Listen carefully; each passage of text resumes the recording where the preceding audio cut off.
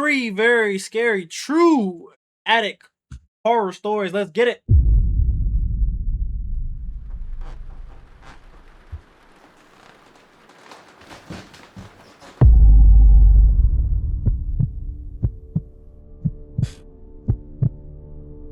When I was a kid, the attic always scared me more than the basement did. I don't really know why. Most people are more afraid of basements, but there was something about our attic that really got to me. If I had to guess, I'd say it was because our attic was slightly unconventional compared to what you're probably picturing. What do you think is more of a scarier place, the attic or the basement?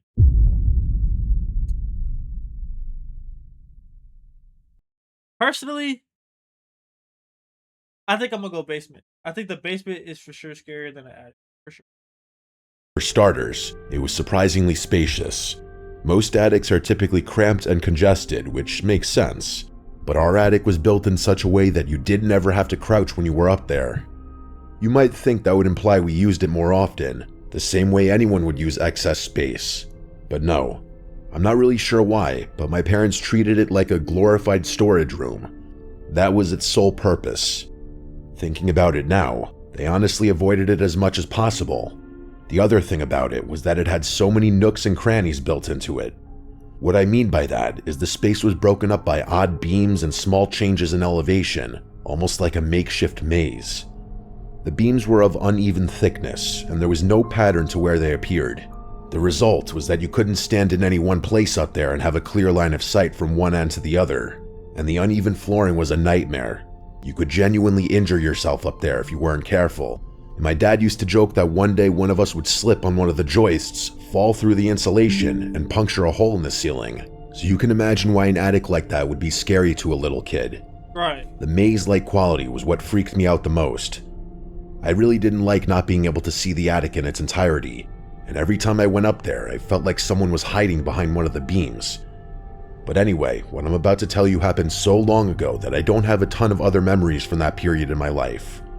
For whatever reason, however, this memory is so vivid that it feels like a thorn protruding into what was otherwise a fantastic childhood. It happened during the week, which I remember because I had school that day. I'm not sure exactly how old I was, but I was in middle school. I woke up one morning and noticed my feet were dirty. The bottoms were gray and grimy, and there was this fine layer of grit between my toes that I couldn't explain. I remember sitting on the edge of my bed, staring at them, trying to figure out what had happened. I hadn't gone outside the night before. I hadn't done anything unusual. I'd just gone to bed, fallen asleep, and woken up with filthy feet. Being a little kid and all, I didn't give it too much thought beyond that. I just washed my feet in the bathtub and went about my day. Things only escalated from there, though. A few days later, I found a box in my room that didn't belong there. It was this small cardboard box filled with old photographs, the kind my parents kept stored away in the attic. I had no memory of bringing it downstairs, and when I asked my mom about it, she just assumed I'd been rummaging through the attic for some reason. I told her I hadn't, but she didn't seem concerned. She just took the box back upstairs, and that was that. Then it happened again. I woke up one morning and found an old lamp sitting on my desk. This ugly brass thing that I vaguely recognized from the attic. This time I was sure I definitely hadn't brought that down. I would have remembered carrying a lamp through my house in the middle of the night. But there it was, sitting on my desk like it belonged there. That's when things started clicking into place. The dirty feet, the box of photographs, the lamp. I wasn't just sleepwalking. I was sleepwalking to the attic. The realization didn't scare me right away, but it made me feel strange. The idea that I was unconsciously navigating Nigga, this sounds like the plotline of a horror story. I'm not gonna lie. that maze of beams and uneven flooring in the dark, completely unaware of what I was doing, was weird. I told my parents, and they reacted exactly how you'd expect. They said sleepwalking was completely normal, that lots of kids did it, and that I'd probably grow out of it. I wouldn't exactly say they I remember as a kid, sometimes I would walk into my mom's room. Please don't break me for this. Just listen, just hear me out what I gotta say, right? Sometimes as a kid, I would go into my mom's room, right? Don't ask me why I did this, but I would go in my mom's room and I would just stare at her in the dark. and I would basically wait for her to like be like, "Yo, wait, what are you doing? What are you looking at?" etc. Right? And to this day, she swore up and down that she swore up and down that I was sleepwalking. But I knew exactly what I was doing. I wasn't on no like, oh, I'm finna, you know what I'm saying? You know what I'm saying, shake my mom up. No, I wasn't on that. But like I would just go in there and in the dark, I would just be on some, you know what I'm saying? Been there before. They were dismissive, but they weren't overly concerned either. To them, it was just one of those things. But to me, it was more than that. After the next incident, I started dreading bedtime. I'd lie in bed for hours after I was supposed to go to sleep, fighting it because I was terrified of what might happen once I was unconscious. I obviously couldn't fight sleep forever though, and every morning, I would frantically check my feet to see if they were dirty. If they were clean, it had been a good night. If they were dirty, it had been a bad night. They were usually clean, but those few times they weren't really got to me. There was no denying that I was definitely going up to the attic regularly, and the worst part about the whole thing was that I had no memory of it whatsoever. For all I knew, I was spending more time up there than in my own bed. The fear I felt during that period was different from anything I had ever experienced. It was like this slow, creeping dread that never went away. It was awful, but nothing was scarier than what I'm about to say. I woke up one morning, only it wasn't morning. It was still dark out. It took me a few seconds to realize it, but I wasn't in my bed either. In fact, I wasn't even lying down. I was standing. That was the first thing I registered. I was standing upright in complete darkness, and I had no idea where I was. For a few seconds, my brain couldn't even process it.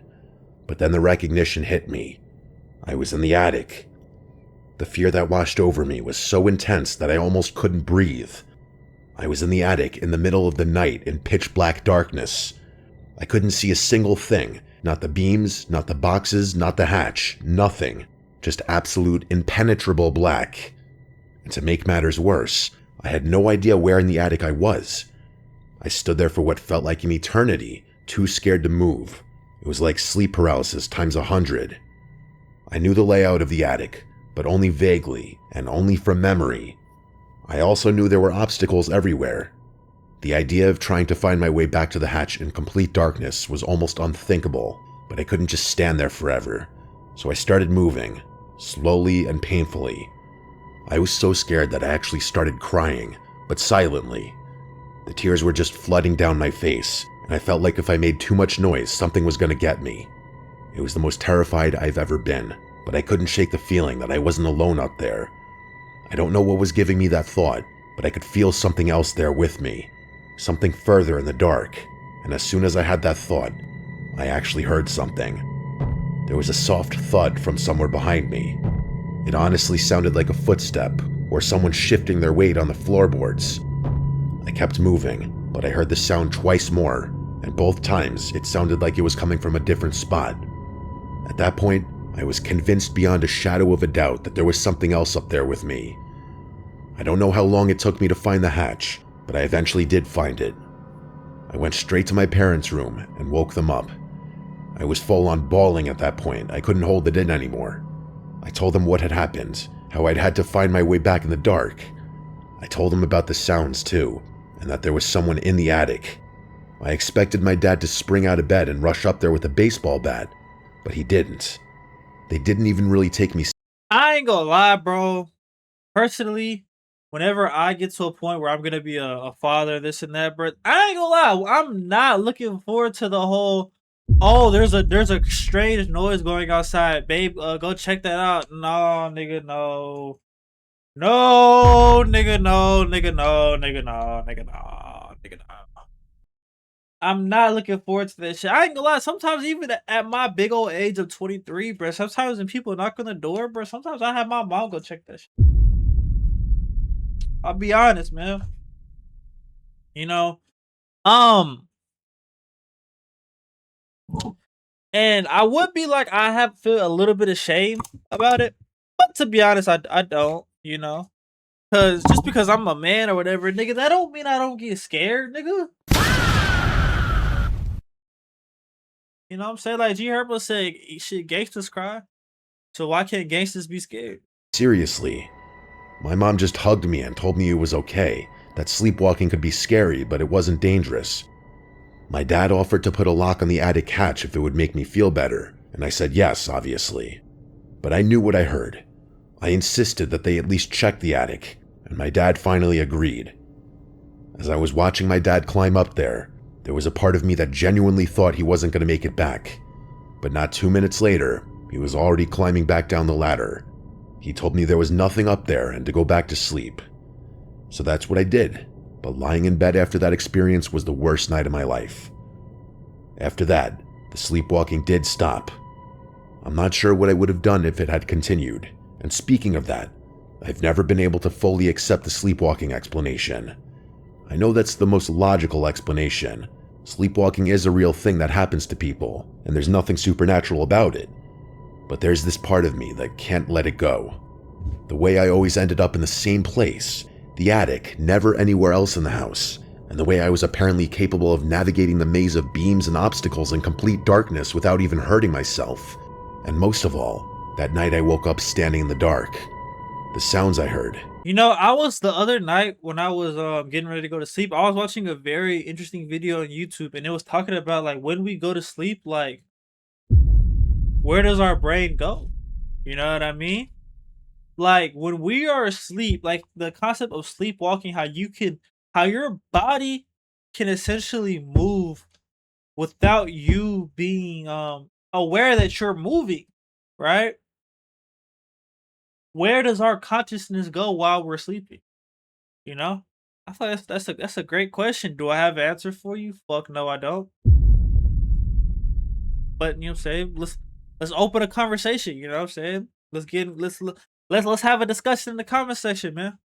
I still believe there was something up there with me, I really do. What it was, I have no idea. I'm obviously a lot older now, and I've brought these concerns up to my parents several times, but they always give me the same dismissive answers. It almost feels like they themselves don't want to think about it, which also doesn't make much sense to me. I doubt I'll ever get the answer I'm looking for.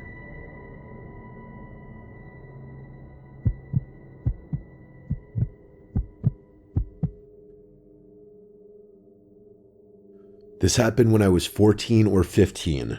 My family lived in this old house that had been passed down for generations. My dad grew up there, and so did his parents before him. I don't live there anymore, but I still think about what I'm about to tell you from time to time.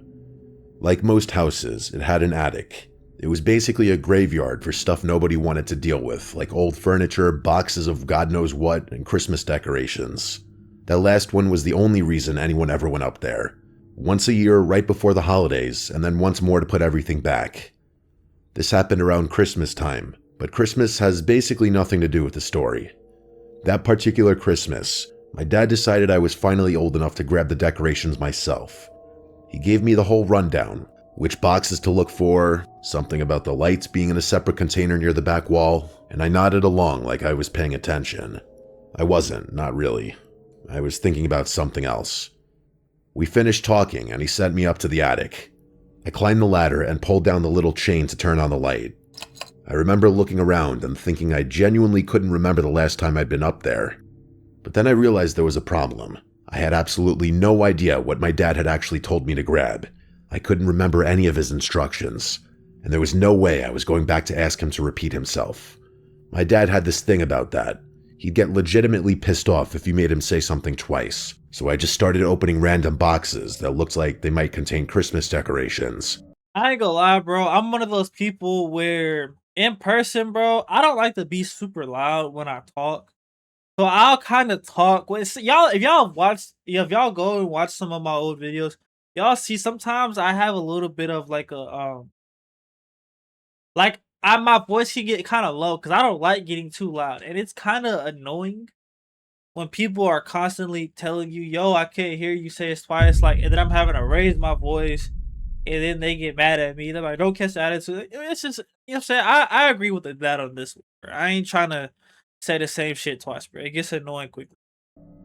I moved stuff around for probably 20 minutes, and I ended up making a complete mess of the place. I did eventually find the Christmas stuff, which spared me the anxiety of having to go back downstairs empty-handed, but the attic was completely disorganized at that point. I made like 4 or 5 trips up and down the ladder, hauling everything to the living room. Once I was done, I went back up for one last look to make sure I hadn't missed anything important. I knew I was going to have to reorganize everything up there, which I wasn't looking forward to.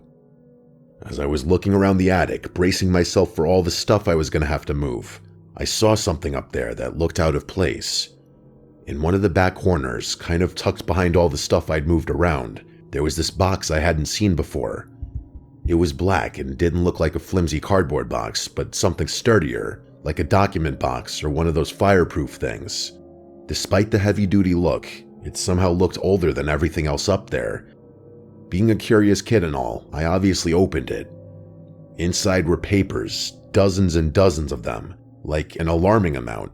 Notebooks, loose pages, some hand-drawn maps, even a few pages of what looked like sheet music. And the one thing they all shared was that they were all completely covered in handwriting. The maps, the notebooks, even the sheet music. I started going through it, trying to figure out what I was looking at.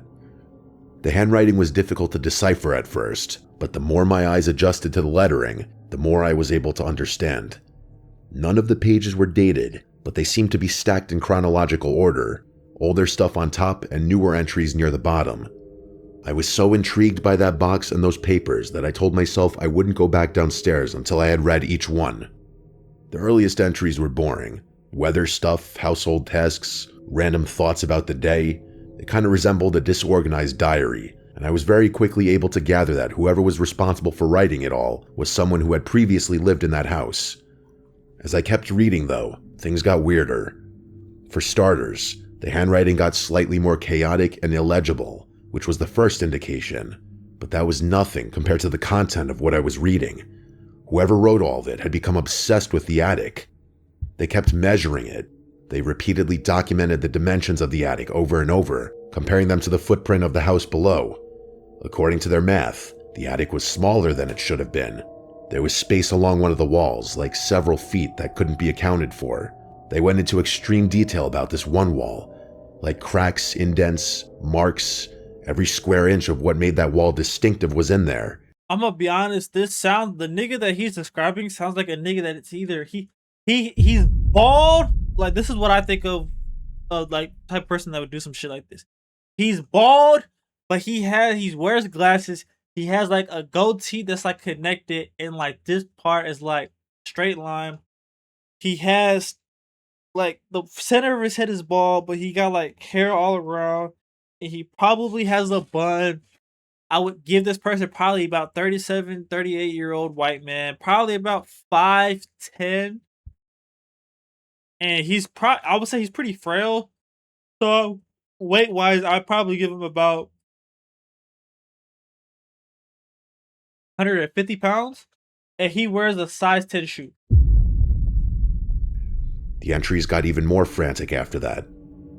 Based on what I was reading, it was clear that whoever had written them was spending hours at a time in the attic, sometimes even sleeping up there. They started hearing sounds from behind that missing space, like scratching, breathing, that sort of thing. There were timestamps to go along with some of the entries, like 2:14 a.m., scratching for approximately 3 minutes. The more I read, the more I realized I was getting a first-hand account of someone's complete descent into madness. There was nothing coherent about any of it, and I didn't believe what they were writing for a second, but it only got worse. The final pages weren't even sentences anymore, just tally marks, rows and rows and rows of them, counting something I couldn't identify, and then the entries just stopped. Either the person had stopped writing them, or that was as far back as the record went. By the time I got through everything, I was genuinely shaking. I wanted to put everything back where I had found it, go back downstairs, and purge the memory of ever reading it from my brain, but there was something I had to do first. My eyes went straight to the wall the writer had been so fixated on, and the moment I realized there were actually some marks in it, I started feeling sick. I examined the wall, and some of the indents and cracks seemed to line up almost exactly with what that guy had been saying. It was a type of freaky I had yet to experience. I can only describe it as the feeling of being watched, but from multiple different angles. I could picture that guy clawing at the attic wall in a fit of lunacy. It felt like he was in there with me. Suddenly, I didn't want to spend another second in that attic. I grabbed the black box and went straight to my dad. He was just as shocked as I was. He had absolutely no idea what any of it meant, and he had definitely never seen it before.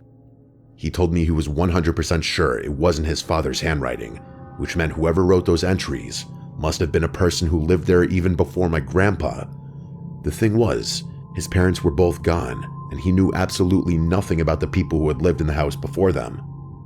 My dad went up to investigate, and to my surprise, he took me with him.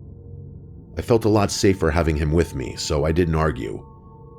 I stood off to the side while my dad inspected the wall more meticulously than I did, using some of the pages as a guide. After a few minutes, he froze up like he was thinking. I thought he had given up, but he turned to me and told me he was going to rip the wall down. I was actually kind of shocked by that, but I was in no position to oppose him. So that's exactly what he did. He ripped that wall down with some tools from the garage, and what we saw was shocking. The writer had been right. There was a space back there, a lot of space. It was several feet deep, and it ran the whole length of the wall, but that wasn't even the worst part. The walls of the hidden space were covered in markings. Black lines, symbols, shapes I didn't even recognize. They covered almost every surface. I don't really know how to describe it, but those marks were something else entirely. They didn't look like writing. The implication was even worse than that, though, because my dad and I soon realized that there was no alternative entrance to that hidden space. So how could someone have ever gotten in there in the first place? My dad and I just stood there, completely overwhelmed by what we were looking at. Eventually, once the initial shock wore off, we confirmed there was nothing else in the space, and there wasn't. The entire room was empty with the exception of whatever was drawn all over the walls. Things didn't end there. The more we thought about the situation, the less it made sense. At one point, my dad pointed out that whoever wrote those notebooks, whoever had been so obsessed with documenting every little detail, did not seem like the type of person who would so neatly organize everything in a little box and tuck it away in a corner. Compulsive behavior doesn't end with tidy archival work. That thought hadn't occurred to me until that moment, but I had to admit, he was right. But that could only mean that someone else had compiled the collection. My dad was 2 steps ahead of me. I watched as this unreadable look washed over his face. It looked like a mix of sadness and confusion. He was quiet for a little, then said it must have been his father, my grandfather. He must have found the writings at some point, gathered them together, and stored them in that box. There wasn't much to do after that. My dad admitted years later that his dad having withheld something like that from him, and why he would even do that in the first place, was something that would eat at him forever. And I don't blame him. As for me, I don't really know what to make of any of it. It happened so long. It sounds like to me that was some satanic worshipper type of timing that whoever wrote that shit was on. Or I mean, not who wrote it, but whoever was in that space that made all those markings and shit. Like, yeah, no, bro, you got to move out of this house immediately. Like, this shit on some Insidious type time. Long ago that I don't think it matters anymore, but if I think about it for long enough, I can still freak myself out. I don't think anyone can rationalize it.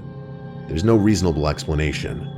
I used to think that whoever had written those entries was the same person who had scratched up that hidden space, and that they were probably just insane. But there were things in those pages that someone could only know after the wall was put up. Yo, I just realized that they have 6-7 up here. Holy fuck. Bro, this meme will never escape us. 6-7. But with the wall being up, there was no other way into that space. It truly makes no sense. My dad wouldn't let me keep the box when we ultimately moved out of that house. For all I know, it's still up there in that attic. All I know is this is a mystery I'll take with me to my grave.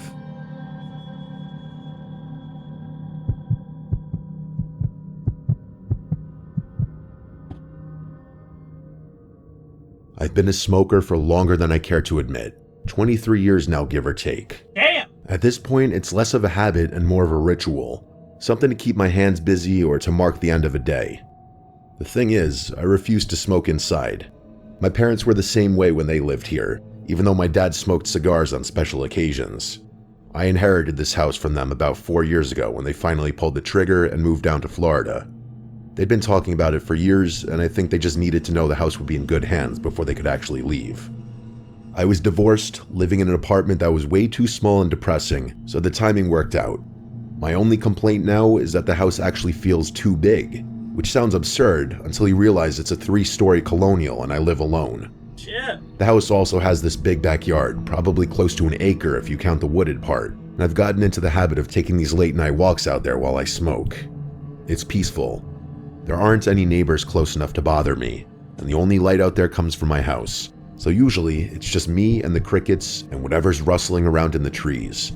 I usually do a full loop around the property line, which takes about 10 minutes if I'm not rushing. It's become my version of meditation, I guess, or maybe just my excuse to smoke in peace. There is one thing that needs to be known about the house. The house itself is incredibly old. It has the creaky floors, drafty windows, all of that stuff. It's practically impossible to walk around in there without making noise. Right. It also has an attic, which is accessed through this pull-down ladder in the upstairs hallway.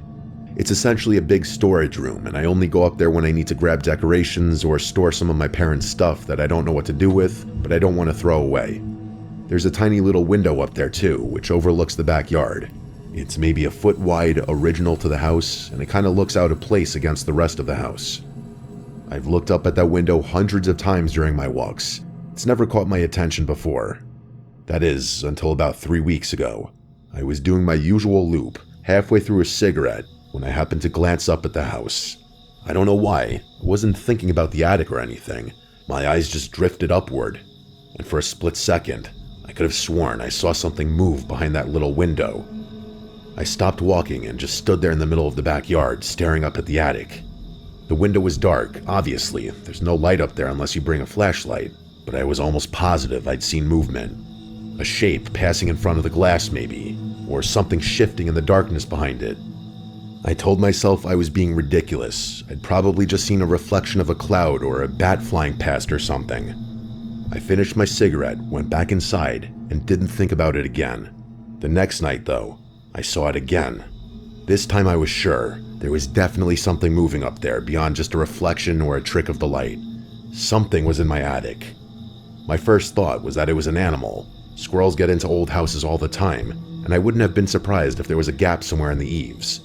But then I started thinking about what kind of animal would be big enough to see from that distance, and I didn't like any of the answers I came up with. I went back inside and stood at the bottom of the stairs, looking up at the hallway where the attic access is. I didn't hear any scratching or scurrying. I actually didn't hear anything for that matter, which did make sense. I really didn't want to go up there, but I had no choice. If something was in my attic, I needed to know about it. So reluctantly, I turned on my phone flashlight and pulled down the ladder. It was especially nerve-wracking because the layout of the attic meant I'd have to go up blindly. If there was something lurking just beyond the opening, I wouldn't be able to see it. I climbed up slowly, trying to convince myself I wasn't scared out of my mind. But I was, and my fears were almost immediately justified. I was not prepared for what I saw up there. It wasn't an animal that was up there. It It was a big ass dick. wasn't a person either. The attic was a complete disaster. I don't mean messy, I mean destroyed. Everything was in complete disarray. There wasn't a box or bin unturned, but I wasn't thinking about any of that. All I could think about was the black paint, or at least what looked like black paint that was smeared across every wall up there, including the ceiling. It was disturbingly thick, almost chunky, but the worst part by far was how wet it looked, as if it had been smeared only moments earlier. It was still dripping in some places, so I was 100% sure it was fresh. That initial glimpse freaked me out so much that I genuinely almost fell off the ladder. I don't know why, but seeing that dripping paint terrified me to the point that I felt like I couldn't breathe. My brain immediately jumped to the worst possible conclusion. Some freak was in my house. I did one quick sweep of the attic with my flashlight to make sure there was no one in there, and that was it for me. I practically fell down the ladder in my rush to get back to the second floor. In a matter of seconds, my fear became anger. I was going to find this person, and I was going to defend myself. I started tearing through the house, checking every room, but I didn't find anything. And the more I looked, the more discouraged I got. The adrenaline was also starting to wear off, and I was becoming much more afraid again, which didn't help matters at all. I cleared the house and went back upstairs to my bedroom, thinking maybe I had missed something. But even after checking the whole room again, I didn't find anything. The moment I paused to take a breather, though, I heard something. 2 thumps, then what sounded like something heavy being dragged across the floor. The sounds were coming from directly above me, which could have only meant one thing. My fault, bro. That was me dragging my heavy ass dick on the floor. My fault. I'll try to be quieter next time. The attic. How stupid of me. Whoever was up there had probably never even left. They had probably been hiding behind one of the overturned storage boxes. I don't know where the courage came from, but something in me snapped. This was my parents' house, and whoever was up there violated it. Before I could talk myself out of it, I ran downstairs to the kitchen and grabbed the biggest knife I could find, and you best believe I was ready to use it. I went back upstairs and pulled the ladder down again. My hands were shaking so badly I could barely grip the rungs, but I forced myself to keep climbing. And then I just started screaming like a full-on lunatic. I burst through the attic opening, yelling at the top of my lungs, waving the knife around like some kind of maniac. Part of it was anger, but honestly, most of it was fear. I stomped around the attic as aggressively as I could, flipping boxes and screaming the whole time, but there was no one up there. I was sure about it this time. My attic isn't that big. It's just one big space, so there's quite literally nowhere to hide. There was something up there though, something new. Seeing it killed every ounce of bravery I had managed to scrape together. There were scratch marks everywhere. Long, deep gouges in the wooden beams and floorboards, like an animal had been clawing at them. The paint from before was still there, but the scratches were layered over everything, and after seeing that, I was done. I ran back down to the first floor bathroom, locked myself in there, and called 911. The police arrived maybe 15 minutes later. 2 officers went up to check the attic while I was waiting downstairs with the third one. When they finally came back down, all they could tell me was the attic was empty. They also told me they couldn't find any gaps anywhere up there. So whoever had vandalized my property and terrified me must have left through the house. I insisted that their explanation was impossible. I would have heard them leave. Like I said before, the house is incredibly creaky, so even the slightest step is enough to make a sound that I would have heard, even from a floor down. But there was nothing else the officers could do, and nothing else they could tell me, so they left. It's been 3 weeks since that night, and luckily there haven't been any further incidents. So I guess I have no choice but to believe that some homeless person snuck into my attic, vandalized it for whatever reason, and left without me noticing. But the problem is, I don't believe that. I really don't know what to make of all of this, but I refuse to believe that some homeless person caused all of it. It's something worse than that. I still haven't been. That boy must got ghosts or something, man. But with that being said, man, y'all let me know y'all thoughts on this in the comment section below. Hit that like button. Hit that subscribe button. Greatly appreciate it. And until next time. Oh, no, wrong chain. Peace.